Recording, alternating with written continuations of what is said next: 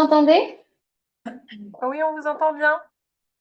Donc, eh bien voilà, cette année, on profite d'un grand événement, la publication de l'actualisation des recommandations de bonne pratique de la HAS sur les borrélioses de Lyme et sur la borréliose de Lyme et les autres maladies vectorielles liées aux tiques, euh, avec dans ces actualisations différents points que je vais avoir le plaisir de vous présenter. Donc, pour l'équipe du CRMVT qui s'est tout, tout le monde s'est impliqué dans la rédaction et la relecture de ces recommandations. Et je suis très heureuse que le CRMVT du CHIV puisse co-organiser ce webinaire avec les CPTF de partenaires de notre territoire, Octave, IJ et Valdia. Donc, merci à elle pour voilà, l'organisation aussi de ce webinaire. Alors, on va commencer par le contexte de l'actualisation de ces recommandations. Donc, vous voyez, il y a une jolie petite tique qui peut héberger en son sein des bactéries, et notamment celle-ci qui figure la borréliose de Lyme. Cette tique qui vit dans les forêts peut rencontrer un humain qui est venu marcher par ici et elle va avoir l'occasion de le piquer pour se nourrir. Voilà, il faut bien qu'elle mange. Et à cette occasion, il peut avoir transmission d'agents pathogènes et de développement potentiel de maladies comme la borréliose de Lyme et les autres maladies vectorielles liées aux tiques. Tout professionnel de santé peut être amené à avoir donc un patient qui vient le voir parce qu'il s'est fait piquer, que ce soit un pharmacien, un médecin, un biologiste, une infirmière et même un kiné, puisque ce sont souvent des gens qui ont des activités en nature qui peuvent se faire piquer.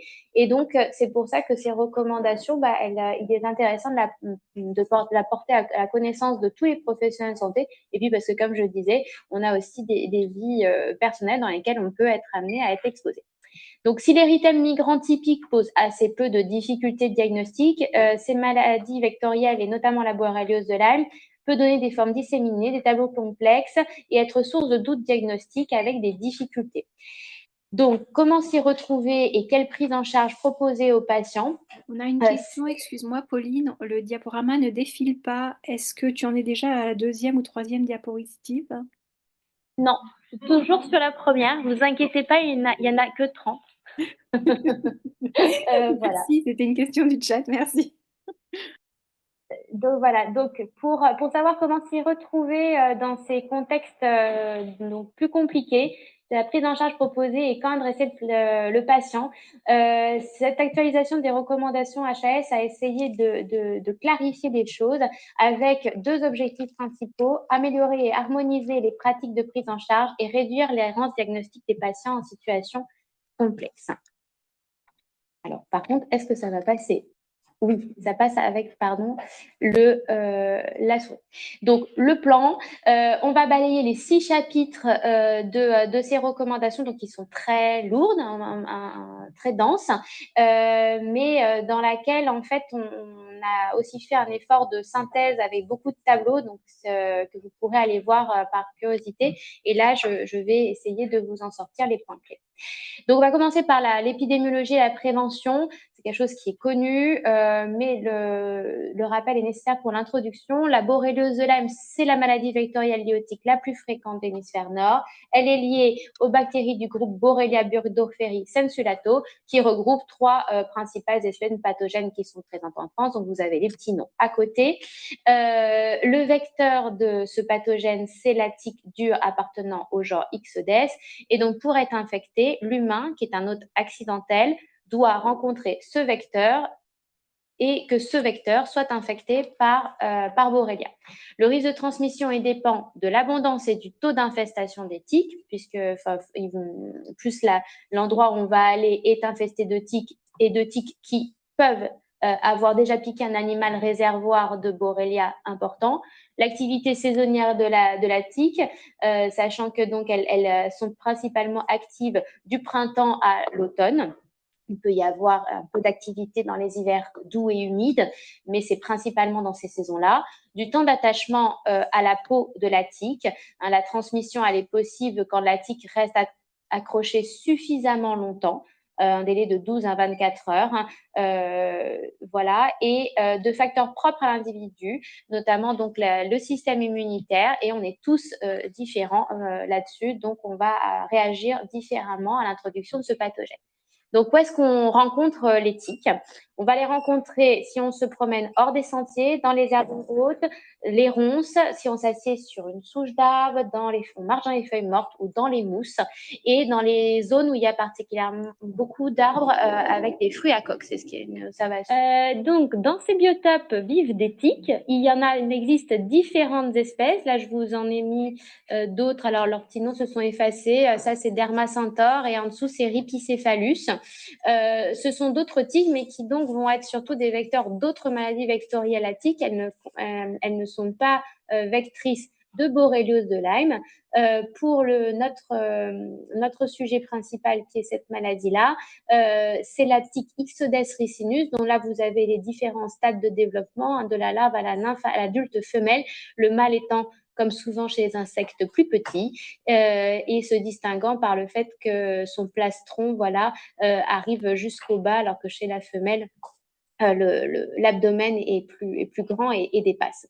Donc, la bactérie Borrelia, qui est un spirochète, hein, c'est pour ça qu'elle est représentée sous cette forme serpentique, et il y a donc une circulation du pathogène entre ces autres réservoirs qui sont aussi des vecteurs de tiques, hein, qui sont donc les lagomorphes, la famille des lapins, les oiseaux, les écureuils, les ongulés, donc avec notamment les chevreuils, les sangliers, et les rongeurs.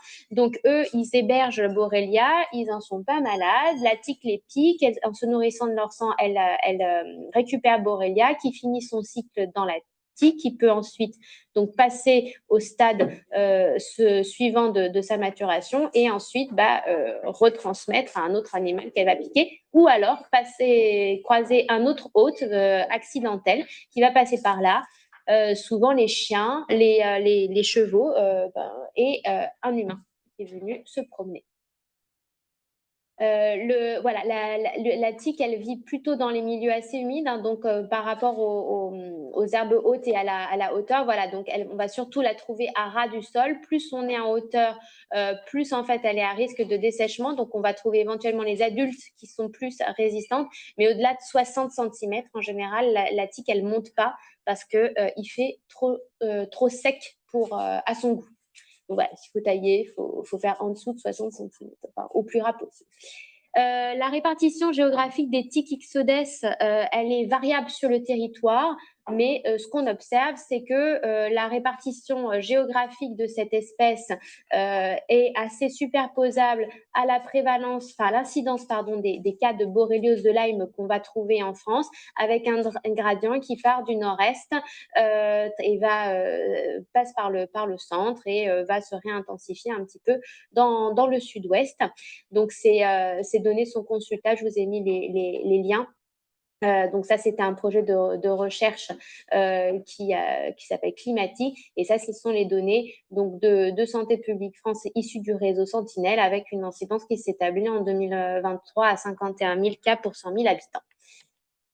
Donc, mon patient est-il à risque de contracter une MVT? Il faut donc, d'après ce que je viens de vous dire, être plutôt dans une région à risque, plus on va y avoir une infestation en tique, plus il y a un risque de piqûre. Encore faut-il que cette tique ait l'occasion de rencontrer Borrelia, donc il faut qu'elle cohabite avec ces autres vecteurs que je vous ai dit. Il faut qu'on aille pratiquer une activité à risque et de façon plus ou moins intense en fonction de des habitudes. Donc, avoir par exemple une maison avec un jardin en lisière de forêt, être un travailleur des espaces verts, chasseur, pratiquer l'équitation, des courses marche nature. Donc, il faut avoir une activité à risque, ou encore les propriétaires de chiens. Et au-delà de l'activité à risque, avoir un comportement à risque quand on pratique ces activités. Et les personnes qui sont le plus piquées sont celles qui ne sont pas informées, qui n'appliquent pas les mesures de prévention primaire et secondaire. Donc, par rapport à ça, les recommandations il n'y a pas de scoop dedans. La prévention primaire, c'est porter des vêtements longs et clairs, Et on peut compléter avec des répulsifs cutanés, c'est un grade A, qui sont à pulvériser sur les zones découvertes. En revanche, dans l'actualisation des recommandations, on s'est positionné contre l'utilisation de répulsifs à pulvériser sur les vêtements, ces derniers étant à base de permétrine, un insecticide qui a une toxicité importante. Et donc, les données de la littérature, pour l'instant, même si on peut ne mettre qu'en grade B, ne sont pas rassurantes. Et donc, on conduit à ne pas reconduire cette recommandation dans l'actualisation. Après la sortie, on passe aux mesures de prévention secondaire. Et ça, là, il va s'agir de s'inspecter et de retirer la tique le plus rapidement possible. On est resté sur un grade A sur cette recommandation. Alors, un petit quiz là. Si vous deviez regarder cette photo et identifier des choses qui voilà, ne vont pas, ou est-ce que vous sauriez repérer des détails qui font que ces personnes risquent de revenir avec une tique chez eux de leur randonnée? Des petites chevilles nues. Ouais, les chaussettes dans la salle. Bon, je ne sais pas si sur le chat, les gens peuvent... assis sur une souche, c'est mieux. Exactement, voilà, très bien. Donc du coup, effectivement, alors s'ils sont restés sur un chemin, c'est bien, mais ils se sont pas protégés des lieux où ils se sont assis. Cette jeune fille est très à la mode, mais les chaussettes ne montent pas assez, et on ne sait pas s'ils ont pensé. Peut-être qu'elle a mis un peu de répulsif sur ses chevilles en prévention, mais voilà. Donc, l'histoire ne le dit pas. Exactement. Ça, c'est juste le tableau du BEH qui ne change pas au fil des ans. C'est toujours celui de 2015, mais c'est la source de 2024. Donc, pour rappeler les répulsifs recommandés, et que bien sûr, il faut toujours les utiliser selon les recommandations, notamment en termes de dosage, quand il s'agit de les appliquer sur des enfants et chez des femmes enceintes. Donc ça, c'est les 4 molécules qui disposent actuellement de l'AMM, qui peuvent être recommandées. Il faut bien dire aux patients d'être vigilants à ce que la composition soit adaptée, parce qu'il peut y avoir des produits vendus dans le commerce qui se disent répulsifs, mais qui ne contiennent pas de molécules valides. Alors, donc en termes de prévention secondaire, qu'est-ce qu'on fait après la piqûre de tique? Il faut bien se rappeler que le retrait d'une tique n'est pas un geste médical, toute personne peut le faire, et c'est effectivement indispensable, puisque un des points clés de la prévention, c'est de retirer la tique le plus tôt possible pour limiter les risques de transmission. Et ensuite, le point de piqûre doit être surveillé pendant 4 semaines. C'est un grade B qui a été réitéré dans ces recommandations. La tique se retire préférentiellement avec un tire-tige, mais une pince à épiler fine et plate peut tout à fait faire l'affaire. Ce qu'on a précisé dans les recommandations dans cette actualisation, c'est que si une partie de la tique reste accrochée, ce n'est pas grave. La transmission de la maladie ne peut plus se faire une fois que le corps de la tique est détaché, et la persistance des pièces piqueuses sous la peau peut entraîner une réaction inflammatoire locale qui se résorbera progressivement, mais ne majore pas le risque de MVT. Il pourrait aussi y avoir une surinfection cutanée classique, mais on ne va pas être dans le cadre des MVT. Et c'est pour ça qu'il est important de désinfecter après le retrait de la tique. Il n'est toujours pas recommandé de faire de sérologie de Lyme post-piqûre de tique. C'est un grade A. En effet, il y aurait un risque de faux négatif, puisque là, elle serait faite de façon trop précoce.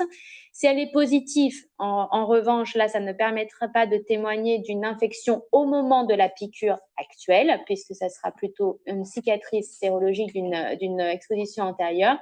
Et les autotests diagnostiques qu'on peut trouver en pharmacie ne sont pas recommandés.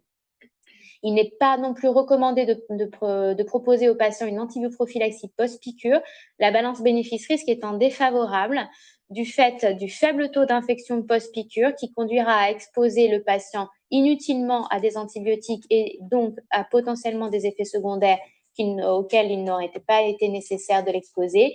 Et en cas de transmission effective de la maladie, le fait d'administrer juste une dose pourrait au contraire abattardir le tableau et entraîner un retard secondaire au diagnostic. Excuse-moi, Pauline. Oui. À propos de que faire, comment et qui retire la tique, j'ai des gens qui m'ont sollicité. Si je présente dans une pharmacie en disant j'ai une tique, je sais pas quoi faire, le pharmacien dit il faut tout de suite voir un docteur. Et il y a un refus du pharmacien, soit de donner un tic, soit d'aider les gens avec le conseil. Ça vient d'où cette façon de faire? C'est que les pharmaciens sont réticents à aider, mais justement, c'est pour ça que c'est parce qu'il y a cette remontée d'informations assez fréquente qu'on a bien précisé que ce n'était pas un geste médical et que donc toute personne pouvait le faire. Et effectivement, on a même écrit, là je ne l'ai pas mis, mais qu'on pouvait se faire aider de son pharmacien. Voilà. Que j'espère qu'il y a des pharmaciens dans l'auditoire et que c'est pour ça qu'on diffuse plus largement. Est-ce qu'il y a des pharmaciens parmi les personnes connectées? Oui, il y en a plusieurs. Et en fait, Oui, oui, oui, oui. Donc Alors, qu'en on pensez-vous? intervient quand même. Donc Monsieur Baudouin, je suis pharmacien à Brunois, donc juste à côté de la forêt de Sénart. Donc on intervient assez régulièrement en fait, hein, quand même pour enlever des tiques. Tant Moi, je mieux, confirme très bien. aussi. Moi, je confirme aussi. Je suis à Nord-Pépin, Tarennes. Je suis à la pharmacie, dans une pharmacie ailleurs, près de la forêt de Sénart. Et de même que Monsieur Baudouin, enfin, j'ai toujours retiré des tiques dans toute ma petite carrière, donc ça pose pas de problème. Et effectivement, c'est quelque chose pour lequel on est sollicité quand même assez fréquemment. Donc, je trouve ça important quand même de pouvoir intervenir dès ce niveau-là. C'est super que vous le fassiez. Après, c'est sans doute aussi du fait que vous êtes dans des zones ou géographiques où justement, finalement, vous connaissez la piqûre de tique, vous en avez, voilà, vous savez ce que c'est. Bon, c'est vrai que à Paris intramuros, si on va demander à se faire enlever une tique, je ne suis pas sûre que tous les pharmaciens répondent effectivement favorablement. Mais c'est vrai que c'est important que vous êtes aussi acteur avec là-dedans et merci en tout cas à vous qui participez et aidez les patients face à cette potentielle difficulté. Donc, pour ce qui est des manifestations cliniques, donc on va passer au chapitre 2, la forme cutanée localisée précoce, c'est l'érythème migrant. C'est 80% des cas de borréliose de Lyme en Europe. Les recommandations, elles confirment et insistent sur le fait que son diagnostic est exclusivement clinique. C'est pas une actualité, hein, c'est déjà le cas dans les précédentes versions, mais on enfonce le clou. J'ai rappelé en dessous la description de l'érythème migrant. Bon, voilà, indolore, non prurigineux, il peut passer inaperçu. La taille, comme souvent, n'est pas un critère. Ce qui compte principalement, c'est que on observe une croissance régulière et centrifuge de la lésion. Donc, c'est pas la peine que ça fasse plus de certains nombres de centimètres. C'est surtout cette cinétique de croissance qui est importante. Il peut être unique ou multiple. Les formes multiples sont quand même très rares. Elles surviennent principalement chez les enfants. Et sa durée d'apparition, elle est de 3 à 30 jours. Traité, ça régresse très facilement. Et donc, c'est pour ça qu'on a écrit dans cette actualisation que quand si vous avez un doute devant une rougeur suite à une piqûre de tique, il faut mesurer la lésion et reconvoquer le patient ou dire au patient de se surveiller pendant au moins une semaine et de mesurer le diamètre. Si on a une augmentation régulière du diamètre, même s'il y a un aspect un peu atypique, on conclura que c'est un EM et le patient devra bénéficier d'un traitement antibiotique. Les formes disséminées, elles sont cutanées, c'est le lymphocytome borrélien, l'acrodermatite atrophiante, c'est rare. Il y a les formes neurologiques et rhumatologiques sur lesquelles je vais revenir juste après, et d'autres formes cardiologiques, ophtalmologiques aussi, dont je vais vous dire un mot. On a bien insisté dans cette actualisation sur la présence des symptômes fonctionnels non spécifiques qui peuvent accompagner toutes les formes cliniques de borréliose de Lyme, y compris l'érythème migrant. Ça survient dans 10 à 30% des cas et c'est un fébricule, des polyarthromalgies, une asthénie, bon, un espèce de syndrome pseudo-grippal qui doit quand même rester léger. Hein, si c'est très très cogné, il faut soit penser à une autre MVT, soit un autre diagnostic, parce que la borreliose de Lyme, c'est quand même assez indolent sur ces symptômes d'accompagnement. Et bien sûr, s'ils sont en revanche présents tout seuls, c'est-à-dire un patient qui dit simplement être fatigué après une piqûre de tique, alors qu'il n'a pas d'érythème migrant, qu'il n'a pas d'autres symptômes caractéristiques dont on va parler juste après, eh bien, c'est pas la borreliose de Lyme qu'il faut évoquer en premier. Il faut d'abord chercher d'autres diagnostics différentiels, et ça, c'est un grade A. Donc, c'est un peu petit, mais pour les formes neurologiques, il est important de savoir que c'est la deuxième forme la plus fréquente en France. Ça va jusqu'à 15% des cas de borréliose de Lyme.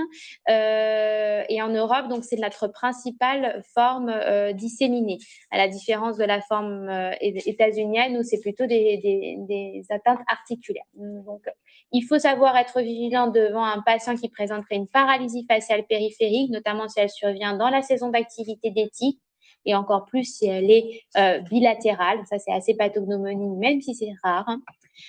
Ou s'il présente une méningo-radiculite spinale dans le métamère qui correspond au territoire de la piqûre. Si le patient a été piqué au membre inférieur, il serait assez atypique qu'il développe une méningo-radiculite qui atteindrait par exemple le plexus un nerf cervico-brachial.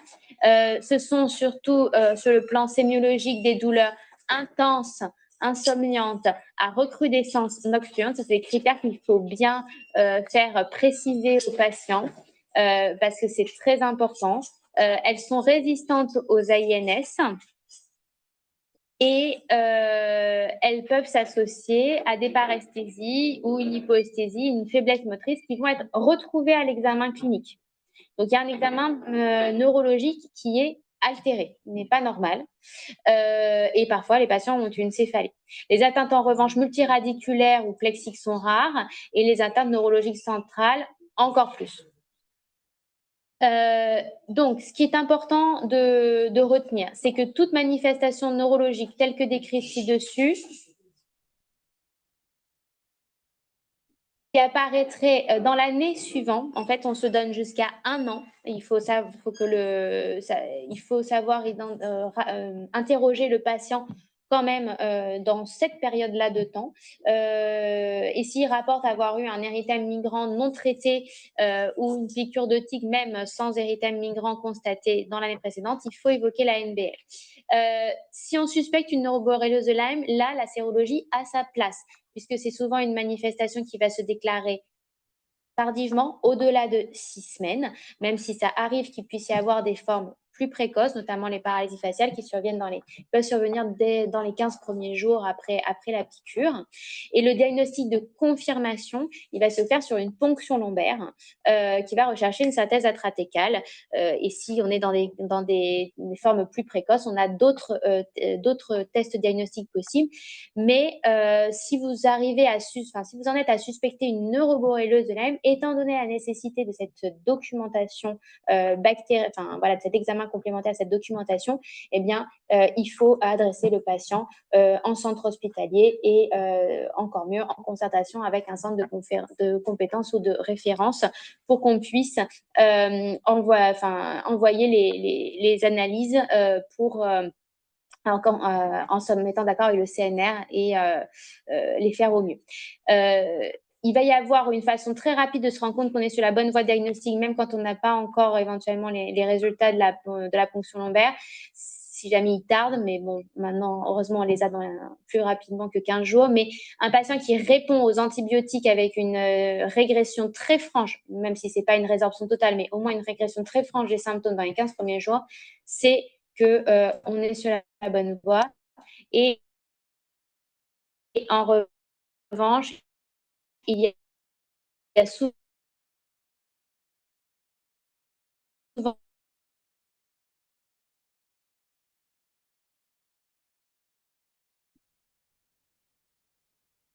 il faut prévenir le patient des douleurs cystées. Il ne reflète pas un échec neurologique.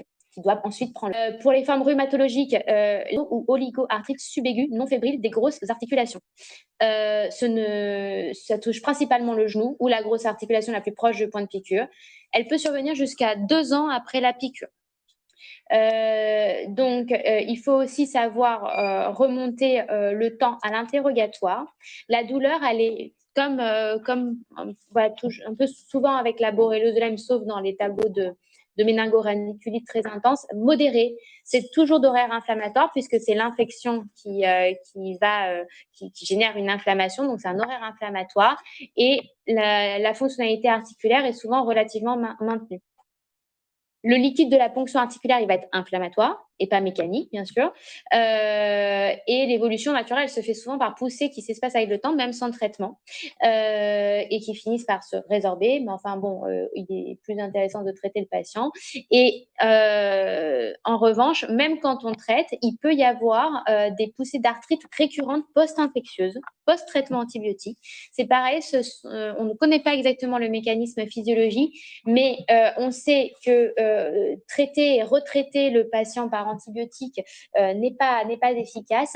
On propose plutôt, dans ces cas qui sont quand même rares, vraiment très rares en France, des prises en charge plutôt avec des AINS en premier en tout cas, et c'est une prise en charge qui n'est pas encore très bien codifiée parce qu'on a très peu de littérature solide là-dessus. Mais en tout cas, c'est pas un échec du traitement antibiotique, encore une fois, c'est poussées récurrentes. Donc, toute manifestation articulaire dans les 2 ans suivant une piqûre de tique doit faire réaliser une sérologie de Lyme. Attention, mono-oligo-arthrite subaiguë. Et en revanche, un patient qui viendrait avec des arthromyalgies diffuses, qui sont un coup au poignet, un coup au coude, un coup au genou, avec des articulations qui ne gonflent pas, qui ne sont pas inflammatoires, il n'y a pas d'épanchement, et sans autres signes cliniques évocateurs de BL, là, il n'y a pas de raison d'aller faire une sérologie à la recherche de ce diagnostic. C'est aussi un grade A. Et les autres formes cliniques très rares, c'est des formes cardiologiques avec des troubles de la conduction, type BAV de type 3, des péricardites, des myocardites, c'est extrêmement rare. Mais disons que devant une borreliose de Lyme disséminée, si on a un patient avec un terrain cardiovasculaire ou qui nous rapporte, tiens, j'ai fait une syncope, voilà, il faut s'assurer de lui faire un ECG ou qu'il bénéficie d'un bilan cardiologique. Bon, c'est aussi parce que de toute façon, il aurait fallu le faire, mais ça peut, mais devant une BL disséminée, il faut aussi rechercher s'assurer que sur le plan cardiovasculaire, il n'y a pas de complications. Et les formes ophtalmologiques sont très mal décrites. Elles peuvent potentiellement atteindre toutes les tuniques de l'œil, mais il y a très peu de littérature. Donc, en cas de suspicion, c'est pareil, là, il faut vraiment adresser à un centre de référence ou de compétences, prendre un avis spécialisé. Et à ce jour, on a bien insisté. Ce n'est qu'un grade AE puisqu'il y a très peu de littérature, mais on a insisté aussi sur ces recommandations pour dire qu'il n'y a pas de manifestation psychiatrique spécifique de la borreliose de Lyme et une manifestation psychiatrique isolée n'est pas une indication à faire une sérologie de Lyme en première intention. Elles sont mes images, elles sont là. Voilà, petit rappel sur l'érythème migrant, c'était surtout intéressant de vous montrer quid des peaux noires. Alors, vous devinez peut-être un peu le renforcement, là, avec la petite tache centrale un peu plus foncée. Mais c'est effectivement un diagnostic qui est très difficile sur peau noire. Hein. Donc voilà, là, il faut effectivement que le patient sache bien faire son anamnèse. Et bon, voilà, une petite photo très rare de lymphocytome. C'est rare surtout aussi que la photo soit aussi jolie et parlante. Voilà, mais ça ressemble à ça. Et les érythèmes migrants multiples, ça va être voilà, comme ça des érythèmes un peu disséminés, mais c'est très rare aussi. Et juste un petit attention au piège. Ça, ce sont des patients qui présentent des rougeurs. Vous voyez, centrées sur le point de piqûre, mais qui sont qui apparaissent rapidement, qui vont être fixes, pas extensives. Et ça, ce sont plutôt des réactions à la salive de tique. C'est comme en fait une réaction inflammatoire que toute personne peut faire à la piqûre d'un insecte, que ce soit un araignée, un moustique, etc. Et donc, ça ne doit pas faire retenir le diagnostic de borreliose de Lyme ni conduire à la prescription d'une antibiothérapie. Donc, dans les stratégies de diagnostic, il y a la sérologie qui est très importante, mais elle n'est indiquée qu'en cas de suspicion de borréliose de Lyme disséminée. Et il faut être vigilant à l'interprétation. Seuls les IgG permettent de retenir le diagnostic de borréliose de Lyme avec un test ELISA confirmé par un Western blot positif sur au moins 2 bandes, associé à des signes évocateurs de borréliose. Là, on va être sur un tableau de borréliose active.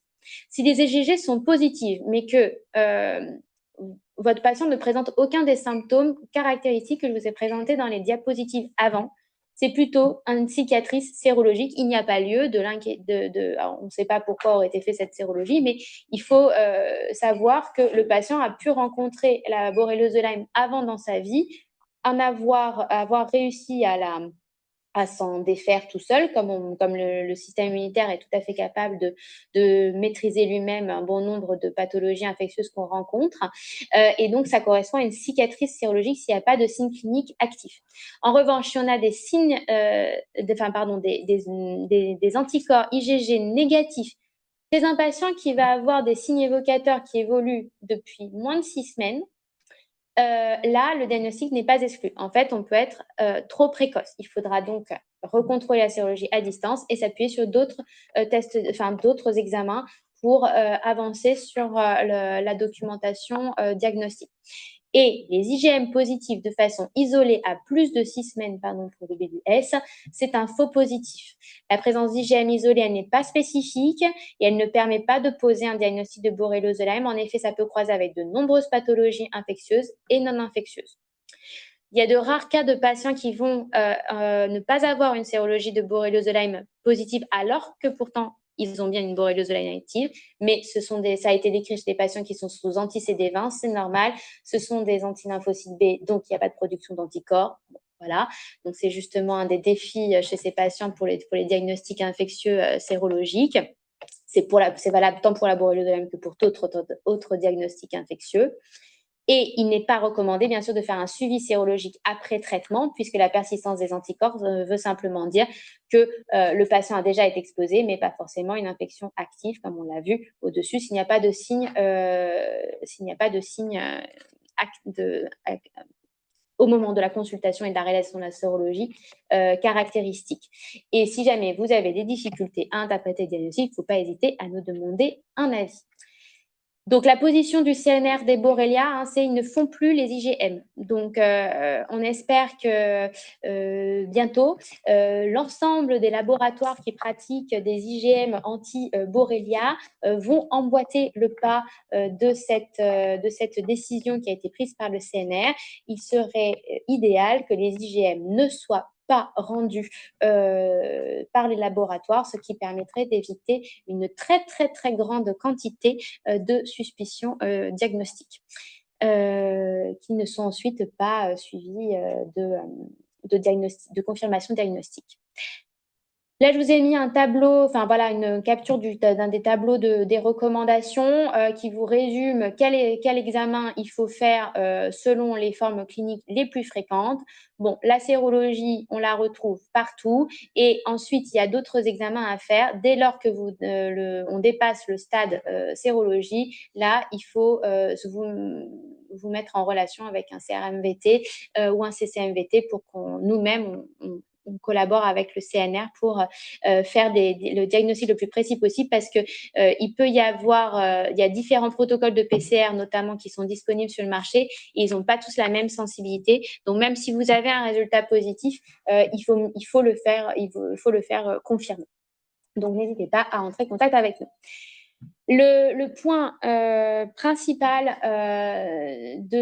sur lequel on a le plus travaillé dans ces recommandations, c'est finalement la stratégie diagnostique. Et le groupe de travail s'est mis d'accord sur la définition d'un trépied diagnostique qui nous permet de proposer un algorithme décisionnel clinique.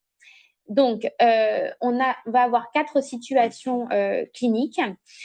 Ce trépied diagnostique, bien sûr, s'applique aux formes disséminées, autres que l'érythème migrant. Parce que l'érythème migrant, on n'a pas besoin d'avoir une sérologie, c'est facile. Donc, c'est dès lors que vous sortez du cadre de l'EM, Vous avez un patient qui est exposé au tic, qui présente des signes cliniques caractéristiques et une sorologie Borrelia positive, bien sûr, accompagnée des examens complémentaires spécifiques nécessaires à diagnostiquer soit une forme neurologique, soit une forme articulaire, pas toute seule, eh bien, on va pouvoir aller directement à la borréliose de Lyme prouvée.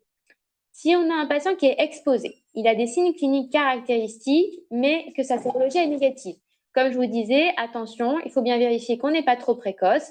Si on est à moins de 6 semaines, on a d'autres outils, notamment la PCR, l'analyse du... Bon, voilà, on a d'autres moyens d'essayer de documenter.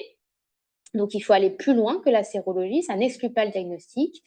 Et en fonction des résultats de ces analyses, soit elles sont positives et on retombera sur la borréliose de Lyme prouvée, soit elles sont négatives et on sera dans un cadre un peu particulier qui est celui de borréliose de Lyme possible, pour lesquels on a la possibilité de compléter encore l'analyse et de décider ou pas de proposer un traitement. Si en revanche, on a une sérologie négative et que l'exposition au tic, elle date de plus de 6 semaines, là, il va falloir prioritairement rechercher des diagnostics différentiels. Des diagnostics différentiels, donc bien sûr orientés en fonction du tableau clinique que vous avez. Et si on n'en trouve pas, alors on peut faire comme si on était à moins de 6 semaines, compléter les explorations sur la borréliose de Lyme, bien sûr en restant bien orienté en fonction de la clinique et retomber donc sur cette partie-là de l'arbre. En revanche, si on trouve un diagnostic différentiel, eh bien, on en restera là. On ne propose pas d'antibiothérapie d'épreuve et on ne confirme pas le diagnostic. Et enfin, voilà, ça c'est un cas qu'on a fréquent, un patient qui est exposé au tic, parce que potentiellement on est exposé souvent, mais qui a à la fois des signes cliniques peu caractéristiques et une sérologie Borrelia négative en IgG, là, le diagnostic peut être exclu. Donc, si on suit cet algorithme, on arrive à 3 formes diagnostiques possibles, borréliose de Lyme prouvée possible et absence de borréliose de Lyme.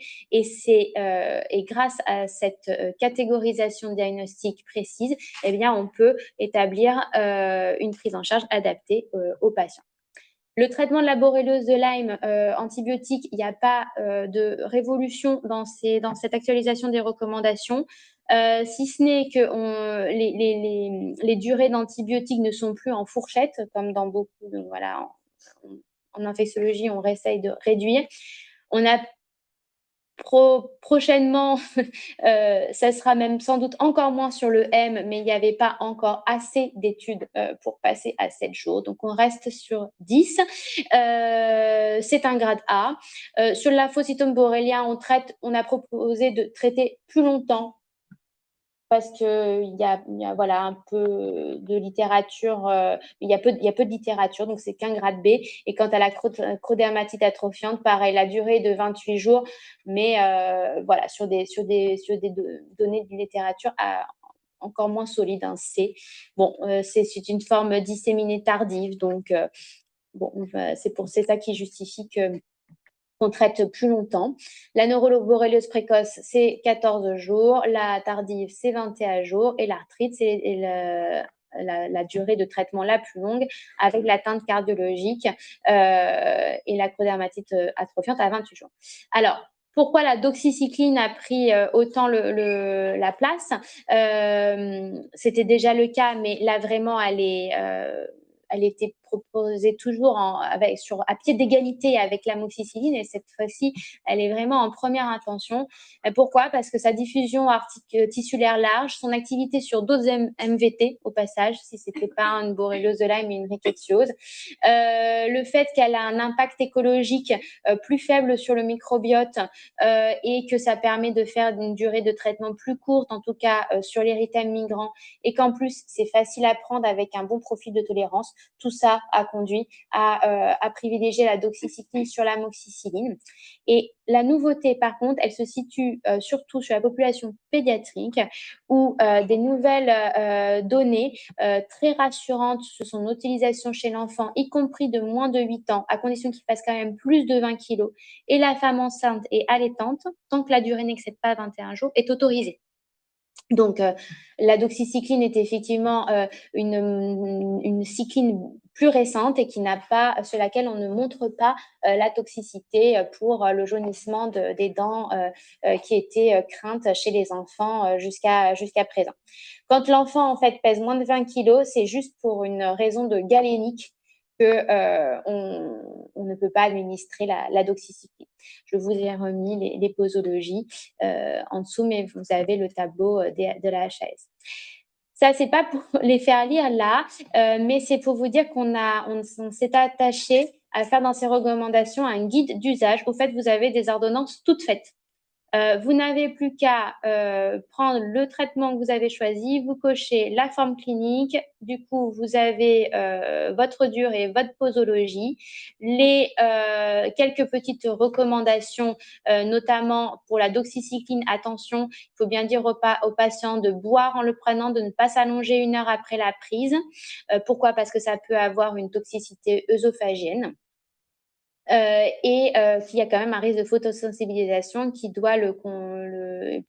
contre lequel il faut qu'ils se prémunissent avec le port de vêtements, tout ça, voilà, de vêtements couvrants et d'un écran total. Et voilà, donc ces recommandations sont rappelées. Ça, c'est la version pour les enfants. Pareil, pour vous simplifier la prescription sur la doxycycline, l'ordonnance a été préfaite avec aussi les durées. Donc, voilà, vous n'avez plus qu'à les télécharger et à vous en saisir pour traiter vos patients. Et bien sûr, elle est aussi disponible pour l'amoxicilline et pour la ceftriaxone. Pour la ceftriaxone, l'ordonnance IDE est aussi faite pour qu'elle puisse faire ses soins, avec les recommandations spécifiquement à destination de l'IDE qui fera le geste.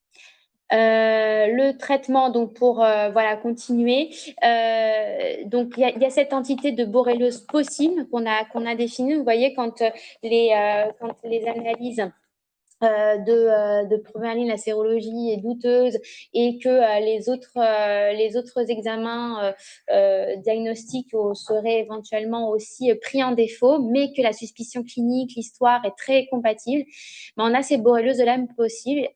À ce moment-là, on s'est positionné sur le fait que des antibiothérapies d'épreuve pouvaient être discutées, mais toujours en concertation avec un centre de compétences ou de CRMVT. Pourquoi? Principalement, surtout parce qu'en fait, ce sont ces fameux cas complexes qu'il faut qu'on collige pour constituer des cohortes de patients et progresser dans les connaissances des tableaux cliniques et sur les modalités thérapeutiques. Donc, c'est pour ça que c'est très important de les adresser pour qu'on puisse progresser dans leur prise en charge. Ensuite, par contre, dans le cadre des borrélioses prouvées, c'est pas parce on a fait le diagnostic et qu'on a traité le patient que c'est fini. Il faut prévoir de le réévaluer à la fin du traitement et dans les mois qui suivent, parce que justement, il peut y avoir, le patient peut mettre un petit peu de temps à s'en remettre et il ne faut pas qu'il se sente perdu. Donc, c'est important de les suivre. Et si vous avez un patient qui présente une évolution non favorable après le traitement, c'est pareil, il faut nous les orienter. On peut discuter d'une seconde ligne d'antibiothérapie, mais aussi en CMVT, on s'assurera que tous les diagnostics différentiels ont bien été éliminés et on aidera le patient à bien refaire son histoire clinique pour s'assurer que ces symptômes peuvent être bien rattachés à la borréliose de Lyme. Et pour toutes les formes disséminées, il est important que le patient bénéficie d'une prise en charge pluriprofessionnelle adaptée à son tableau clinique. Et c'est pour ça que il y a autant de professionnels de santé qui sont impliqués. Et parce qu'il faut aussi compter sur nos kinésithérapeutes, sur les enseignants d'activité physique adaptée. Il faut savoir pour leur proposer une prise en charge de la douleur et un soutien psychologique.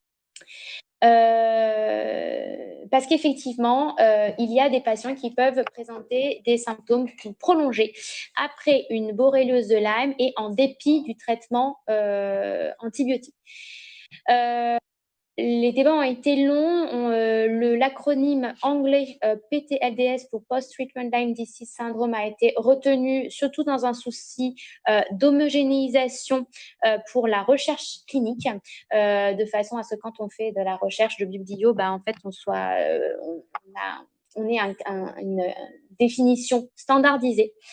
Retenir ce diagnostic de PTLDS, ça demande d'avoir des critères positifs, c'est-à-dire une altération de la qualité de vie de type asthénie, polyalgie, troubles cognitifs, qui sont éprouvés et rapportés par le patient et qui persistent depuis plus de 6 mois, qui surviennent dans les suites immédiates. Donc, ça s'appelle une séquence temporelle d'imputabilité. C'est pas j'ai été traité, j'ai été bien pendant 6 mois et puis tout d'un coup, voilà, j'ai mal dans les articulations de façon diffuse sans arthrite.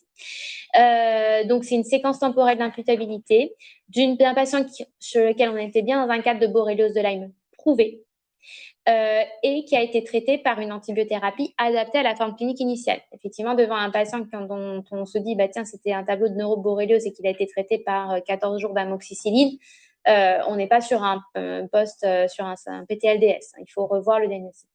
Et en revanche, il y a des critères d'exclusion, c'est les séquelles de l'atteinte clinique initiale. Un patient qui effectivement a présenté une méningo-radiculite, qu'il ait des douleurs à la suite de cette méningo-radiculite, c'est pas surprenant. Il faut un temps de cicatrisation. C'est pas un syndrome post-borréliose de Lyme, c'est pas un échec du traitement. Il faut s'assurer qu'il n'y a pas de diagnostic différentiel ou de décompensation d'une comorbidité sous-jacente. Et il ne faut pas que les symptômes en fait aient préexisté à la survenue de la borréliose de Lyme. Les patients, ils rapportent des symptômes très divers, très variables en intensité. Et donc, il est très important de faire un interrogatoire très détaillé, un examen clinique poussé et de faire des examens à la recherche de diagnostics différentiels vraiment orientés. Donc, le parcours de soins, il doit être toujours personnalisé, global et pluridisciplinaire. Il n'y a très peu de littérature très solide là-dessus, donc on reste en grade AE. Les mécanismes physiopathologiques ne sont pas connus, il n'y a pas de biomarqueurs, il y a de multiples hypothèses qui ne seront probablement pas exclusives entre elles. Une dérégulation du système immunitaire qui conduit à une inflammation chronique ou à l'apparition d'auto-anticorps, la persistance antigénique plus que la persistance bactérienne. La persistance bactérienne n'a jamais été démontrée dans des études de niveau de preuve correct et donc elle n'est pas démontrée à ce jour. En revanche, on a des pistes de persistance de peptidoglycanes bactériens qui persistent à la suite de la destruction de la bactérie par le système immunitaire. Mais voilà, donc c'est des antigènes, mais la bactérie n'est plus vivante, elle n'est plus là. C'est comme si vous aviez mis le feu à la maison et qu'une fois qu'il est éteint, il vous reste des débris qui ensuite doivent être nettoyés. Et des fois, ça peut entraîner en soi une inflammation ça va contribuer à la persistance de l'inflammation. Ce sont des pistes, bien sûr, rien de tout ça n'est vraiment bien documenté à ce jour, ou encore des mécanismes de sensibilisation neurologique et ou psychologique. Il faut absolument mettre en place des essais cliniques de haut niveau de preuve avec une sélection très codifiée des patients pour arriver à établir des cohortes homogènes et ensuite tester différentes hypothèses de physiopathologie et de thérapeutique. Ce qu'on peut quand même affirmer sur la prise en charge, c'est qu'il n'y a pas de preuve d'efficacité des traitements anti-infectieux. Il y a 5 essais contrôlés randomisés de fort niveau de preuve qui ont montré que l'administration d'une cure d'antibiothérapie prolongée répétée ne permettait pas d'améliorer de façon significative les symptômes des patients et on n'a pas à ce jour de preuve d'efficacité des anti-inflammatoires type corticoïdes, AINS ou immunomodulateurs sur le PTLDS. Donc, il faut poursuivre les études. Comme je vous l'ai dit, sur beaucoup d'entités cliniques, et notamment sur ces cas un peu complexes, il est souhaitable de nous adresser le patient pour confirmer ou orienter la prise en soins. Mais à défaut, bien sûr, on peut toujours collaborer par des avis et en distanciel avec le médecin traitant. L'essentiel étant que le dossier du patient puisse être suivi et aussi colligé. La prise en charge, donc encore une fois, elle est pluriprofessionnelle parce qu'il faut prendre le patient dans sa globalité, sur le plan de la douleur, des troubles du sommeil, lui proposer une réadaptation physique adaptée, un accompagnement psychologique et une éducation thérapeutique. Ok. Pour mes autres MVT, je ne sais pas pourquoi ça fait ça. Alors, les autres MVT, très rapidement, parce que voilà, je suis en retard. Ce sont les rickettsioses principalement. Il y a aussi l'encéphalite et d'autres bactéries, mais qui sont vraiment rarissimes. Les rickettsioses, elles vont donner différentes formes cliniques, notamment la fièvre boutonneuse pitérénète, le SENLAT ou le LAR. Voilà, vous avez un tableau ici qui le récapitule et un tableau aussi dans les recommandations. Donc, ce sont des tableaux très différents du Lyme, hein, ça ne s'y ressemble pas, mais le traitement est simple, c'est de la doxycycline, 200 mg par jour pendant 7 jours. Donc, pour nous, le CRMVT, notre équipe qui est justement pluriprofessionnelle, polyvalente, et on assure donc la prise en charge des patients et on fait de la recherche clinique. On est là pour le soin, la coordination des parcours, l'accompagnement et la recherche, comme je viens de vous le dire. Merci à toute l'équipe d'être là pour venir m'écouter et d'avoir participé donc aussi à ces recommandations.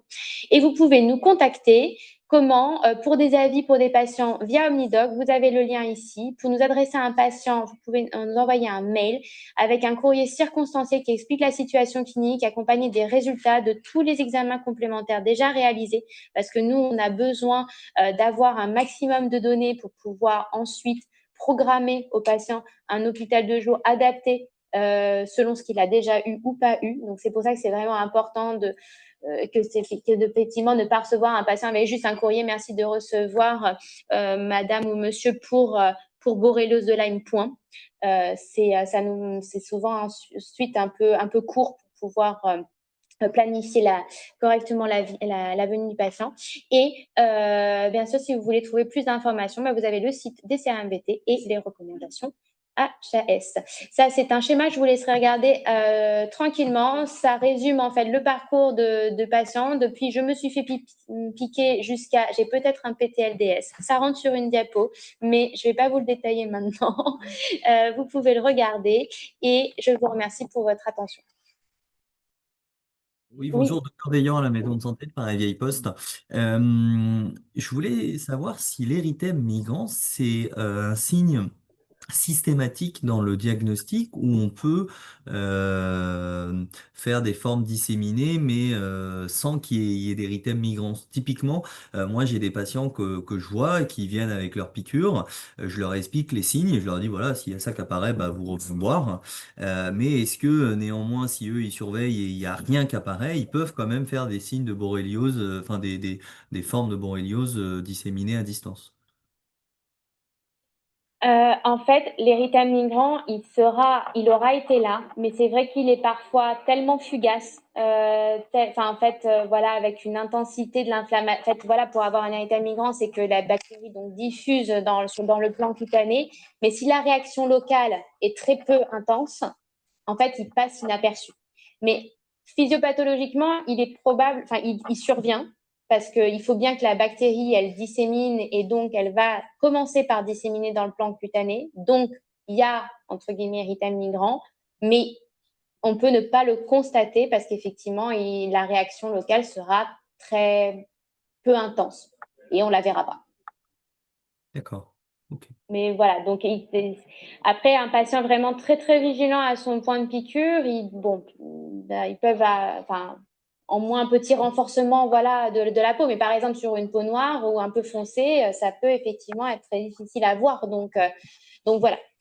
Mais en termes de physiopathologie, en fait, vu que la bactérie va commencer à diffuser dans le plan cutané avant de disséminer, il ne peut pas ne pas y avoir en fait d'inflammation au niveau cutané, donc d'érythème migrant. Mais par contre, Ils peuvent faire un érythème migrant de moins de 24 heures qui apparaît, disparaît tout de suite. Alors, comme on ne pourra pas mesurer vu qu'on ne le voit pas, donc voilà, je ne vais pas pouvoir répondre, mais en tout cas, fugace, voilà, fugace et peu intense. C'est que ça durait longtemps. Ok, merci beaucoup. Alors, ça peut durer longtemps, en fait, effectivement, hein. C'est-à-dire que les patients peuvent garder, même après le traitement antibiotique, une trace qui peut persister pendant plusieurs semaines. Donc voilà, le traitement antibiotique, il en ralentit surtout l'extension et il va en diminuer l'intensité rougeole, mais des patients qui vont rester très rouges, hein. Voilà, pendant un petit moment. Donc, ça, c'est vraiment des facteurs propres à l'individu. On n'a pas ça met en jeu le système immunitaire dès la porte d'entrée cutanée, donc le système immunitaire inné. On n'est pas du tout tous équipés pareil. Et donc, voilà, on va pas du tout. Enfin, il peut y avoir vraiment un très, très large éventail de la manifestation clinique en local. On a des bases communes, mais chacun va réagir un peu différemment, d'où la grande variabilité. Et oui, Sophie? Alors, je voulais savoir s'il y avait des nouvelles données pour évaluer la performance de la PCR dans le liquide céphalo-rachidien. Et c'est en cours au CNR Borrelia. Justement, déjà, il avait l'identification du fait que des kits qui sont pas, tous les kits de PCR n'ont pas la même sensibilité. Et donc, du coup, c'est pour ça que c'est important de toujours aller confirmer le diagnostic et de faire 2 techniques. Et ça fait partie des choses là qui sont déjà en cours de montage vraiment concret de recherche pour progresser là-dessus. Effectivement, parce que en fait, voilà, dans les kits commerciaux, il y a des croisements entre différentes espèces de Borrelia, y compris pas les pathogènes responsables de borréliose de Lyme, pas les espèces pathogènes de borréliose de Lyme, et donc du coup, il peut y avoir confusion. Donc c'est en cours d'amélioration.